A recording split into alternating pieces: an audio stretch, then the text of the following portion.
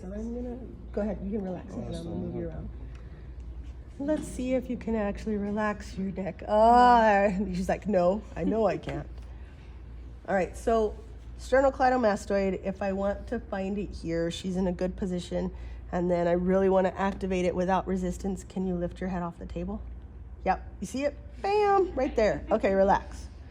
So if this is her muscle and I want to do anterior triangle, it's anterior border of sternocleidomastoid, the base of the mandible, and then the middle. So I would turn her face here. I've got the line of the trachea. So right here, this is my little triangle right there. Okay, so if I needed to, I should be able to find that she's got a pulse right in there. What else is in that anterior triangle? The what? Thyroid gland on each side. What else? Larynx.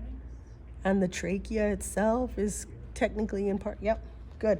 And because I can still see it, now I'm going to go that posterior triangle. So now I'm on the posterior side of the sternocleidomastoid.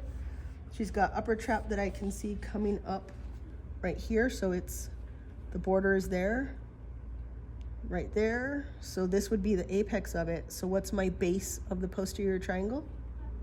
Yeah, because I'm coming down and where it attaches right on clavicle, that's my base. So anterior triangle and posterior triangle. Awesome. All right, what about platysma? Where does it attach on the face?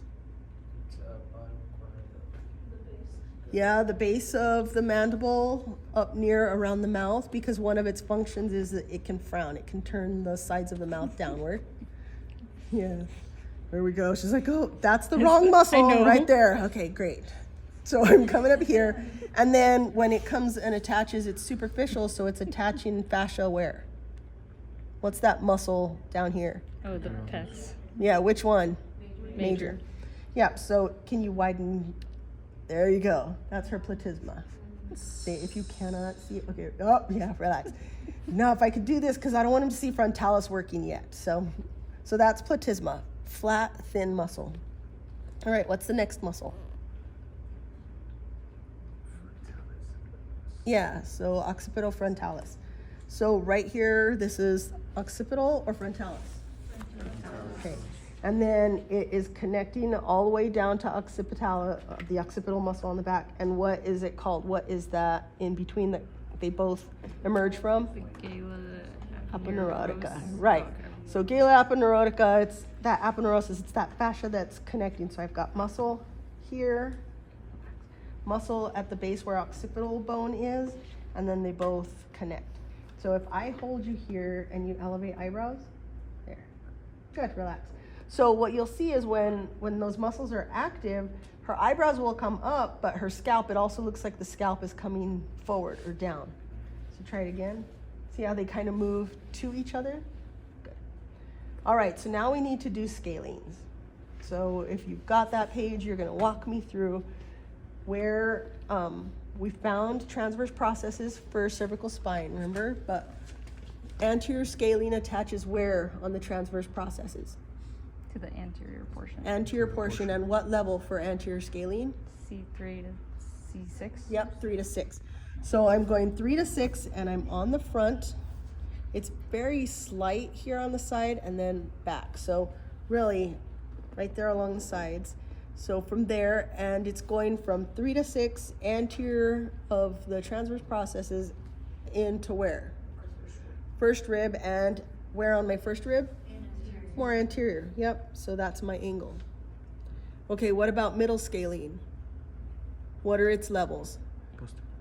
C2 to C6. Right, so if I know anterior is 3-6 and middle is a little bit longer, so it's 2 to 7.